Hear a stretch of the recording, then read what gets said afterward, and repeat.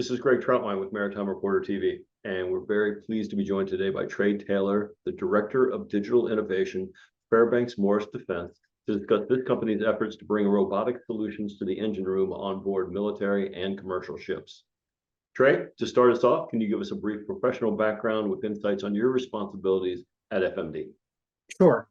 I've been in the technology space for about 25 years across multiple industries and multiple organizations, primarily in software development, IT systems, and business intelligence, focused on marine technology space, a little bit in power generation, but much more recently in nanotechnology, mixed reality, and of course, robotics. At Fairbanks Morse, I lead one of the technology divisions that's focused on digital technology development. So we do things like AI for systems health and prognostication. We do, of course, the robotics platform that we're going to talk more about, controls monitoring, controls design, autonomy, et cetera. I know we're here to talk about a very your specific area of Fairbanks Morse Defense, but can you give us an updated look at FMD or Fairbanks Morse Defense today, kind of a by the numbers look that gives our audience a sense of the size, shape, and technical direction of the company? Sure. I think people equating us with an engine manufacturer makes a lot of sense because we've been doing that business for 150 years.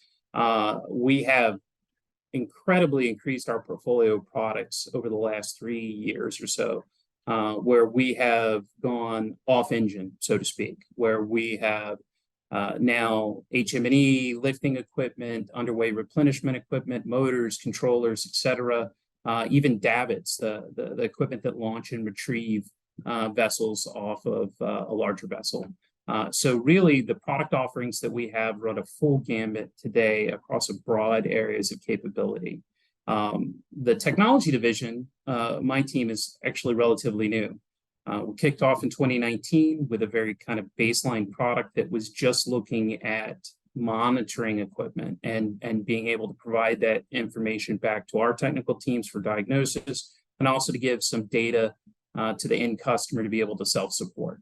And that was 2 technical resources, 1 commercial resource, and a couple of loaned or external technology partners. In 2020, we went to our executive team and we said, hey, there's a lot more that we can be doing in the technology space. And we built out a roadmap for about 5 product verticals that we were interested in: AI, autonomy, robotics, mixed reality capability, and secure communications. And today that team is roughly 22 folks with broad areas of specialties in just the technology division, mechanical, electrical, software engineering capability, program and project management. We have our own R&D test facility. So we're really full feature today. And actually, as we talk about technology, we're working on much more than digital things. We're working on different alternate fuel sources, green technologies. We're even starting to work with some of our portfolio companies to do enhancements or adjacencies to their product line. So we even get solicitations from our end customers for problems that they're having that maybe are not in our core product lines that they want to see if we can come up with creative problems or solves for. So it's a much different unit today than it was even just 3 years ago. And we're really enjoying that journey. So why don't we take a deeper dive into FMD's effort to create a robotic solution for the engine room? What specifically was the impetus to start the project? Was this a direct request from a client, or was it something that you saw in the marketplace? So our CEO, George Whittier, has this principle that he likes to put in front of us all the time. Don't aim at the target, aim at where the target's going to be. So we kind of take that philosophy as a guiding principle when we think about product and market development. So with the robotics platform, we know that the Navy has a need or a desire to field uncrewed assets sometime later in this decade. And the time frame that they want these assets to be able to be on deployment without intervention is currently today only about 30 to 60 days. But the long-term goal that they're looking for is 180 days. So our team started looking at systems for how to help the Navy achieve that. And we started looking at things like redundancy and different types of autonomy package. But really quickly, we came to the conclusion that we're going to have to do maintenance. And how do we do maintenance when there's not a human on board? So when we came to that conclusion, we started doing some research about what was available in the robotic technology space, doing a lot of looking at what was happening in industrial robotics, and really tried to understand the trajectory of that technology development as it would come into that 5 to 10 to 15 year trajectory that the Navy was on. And we decided, hey, a robot platform is probably going to be the right approach, but we want to make sure that we understand the problems and we understand the actual product requirements that a robot would have to facilitate. So we, with a fully internally funded research and development project, built out a concept and a prototype. And then we went in and talked to the end customer. Then we went to talk to the Navy. We showed them what our concepts were. We talked about our design approach and what our long-term roadmap could look like based on what we knew today. And then we started to get buy-in from the Navy consumers. And as it stands today, we're on a couple of projects with the Navy specifically about this platform to refine the concept and the idea. I know from previous conversations that I realized that this certainly is not a one robot fits all type of solution in the engine room space. Can you give us a brief overview of the breadth of the robotic solutions that the MD team is developing today? Sure. So there's a lot of key challenges that working in a marine environment requires. I have bulkheads that I have to pass through. I have confined spaces and open spaces, and there's not a one-size-fits-all solution. In some cases, I might want to have a robotics platform that's mounted on a bulkhead. In some cases, I will transit on a rail. In some cases, I'll be asked to move through the space with either tracked or walking design. So when we're looking at the robotics platform, we're really focused today on the modularity and those subcomponents. Think about it as different Legos, right? So there's core components that every robot's going to need. Some basic autonomy, some basic AI, the way that you train it to move, the way you control it remotely, vision systems, et cetera, that are kind of common platform items. But then when I think about all the pieces of equipment I'm going to change or interact with, I might need 15, 20 different tools of different sizes. I'm going to need different lifting capacities. And all of that work requires the ability for a platform to be able to adapt to it. So self-change parts to go to a specific work location, or I have different configurations on that robot. But I want a common control methodology. I want a common charging methodology. I want a common autonomy methodology. So from an end user perspective, if I have a remote pilot or an autonomy package, I don't have to have 6 different systems that I'm interacting for a command and control standpoint. And so those are really the areas of focus, is how do we be as modular as possible with the physical principles and be as consistent as possible with the command, control, AI, and autonomy principles. Changing the oil, or is this going to be something on rails or something that we don't even know about yet? It's hard to answer that question specifically today because I need different capabilities at different times. For instance, if I'm doing something on an engine, I might need to be able to lift and support 150, 200 pounds.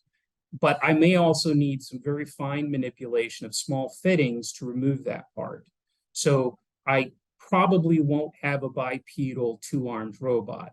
I will have a robot that can support itself either on a rail or a bulkhead for that heavy lift. And it may have 4 arms, 2 gross movement arms that can handle the heavy lift, and then 2 fine skilled arms that are doing the fine fixture movements. At a minimum, what we're designing is to be human equivalent in strength and range and motion, because these pieces of equipment that a robot's going to be maintaining are designed for human maintainers today.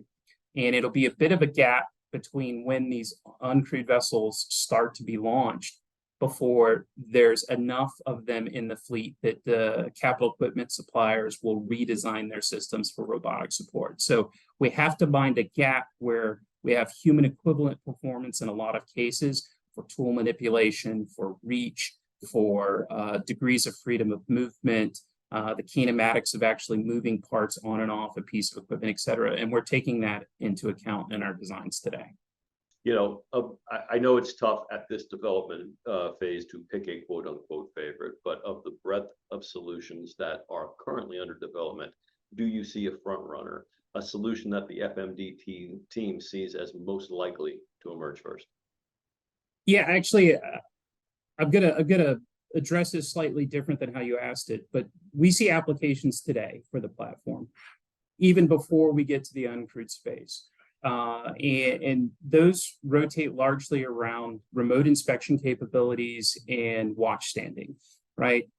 So with the capability that we have today with visualizing a space, looking at pressures, temperatures, et cetera, with the onboard sensors on our robotic platform, we can achieve some of these same things that humans do today and at a higher level of fidelity than human eyes, hands, ears, et cetera, can achieve. So we see these as kind of the front runners based on where technology is today, and then followed closely by basic maintenance procedures. There's some limitations in robot capability today that have to be addressed, but these are short-term changes that industry is already working on.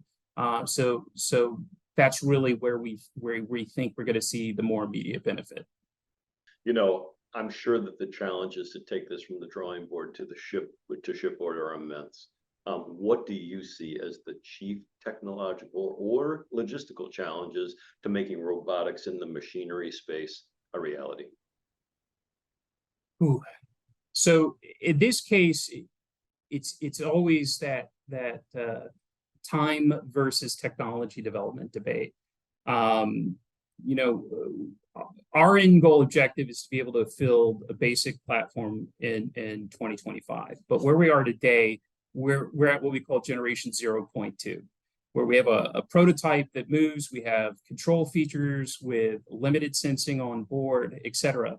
But there's a lot of data-driven research that we need to do to influence the next generation. So right now, we're actually going through scientific evaluation of the basic and major maintenance procedures on an engine, where we're doing mapping to what are the number of fittings, what are the sizes, what's the volume that I have to perform the service as a human, how much torque do I need on any individual fitting in these maintenance procedures to perform. And we're doing all that documentation right now, as we speak right now on our engines, so that we can really understand the electromechanical design that the platform is going to need to have, right? It's going to guide those design principles.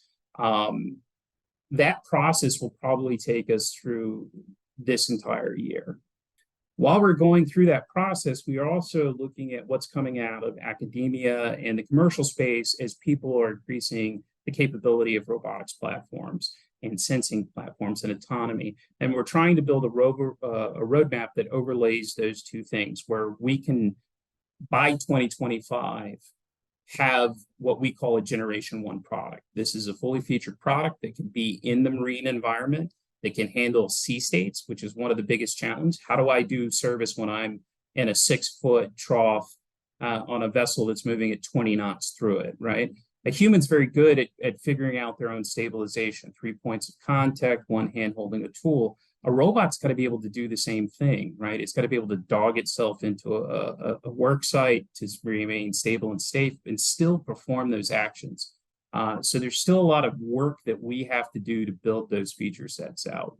And our thought process is, if we can be ready to go on enabled platform in 2025 with a system that can do maintenance, self-locate for a job, that can respond to system controls like the machinery control system on board or its own onboard autonomy package to self-dispatch to go do work, then by the time the Navy starts launching these uncrewed assets, we can launch with them. We'll have the system ready enough that it can go on the first vessel when it gets released from the shipyard.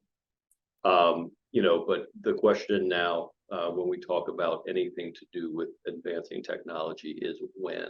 And by that, I mean specifically, where are you today on the path what are the next steps, and what is the projected timeline as it stands now from drawing board to shipboard? Right. So we're in active development. I actually have prototypes that are in my lab now that we're doing testing with in a very real environments where I have an advantage. I'm at the engine factory, so I can roll out to an engine and do tests. So the core functionality of what we're doing with the command and control software is under active development. We're currently working on move training and remote pilot. We call it telepresence, right? So a human operator comes in, they move their hands in a natural way. The robot emulates that, and we use that to train or remotely operate that robotics platform. That development's well underway and will be iterative over the course of this year. We're making changes to go to a binocular platform and a bipedal platform this year. Currently, our system has forward-looking RGB and proximity sensors and IR on it, but it doesn't have true binocular vision. It doesn't have two arms, it has a single arm. So those are kind of the immediate next steps in our generations for our prototype. And then once we've got that done, we're going to work on the mobility base. So currently it's on a wheeled base. We'll be moving to a track base this year. And we're exploring the rail mount system. One of the great benefits of being at Fairbanks Morse is we have a portfolio company that does munitions rails and munitions trolleys. So we're looking at taking a well-established, shop-qualified design as the base of our platform and then mounting our robotics platform right to it. And we hope to start that testing next year as well. And that also helps us solve some of the sea state challenges that I mentioned earlier.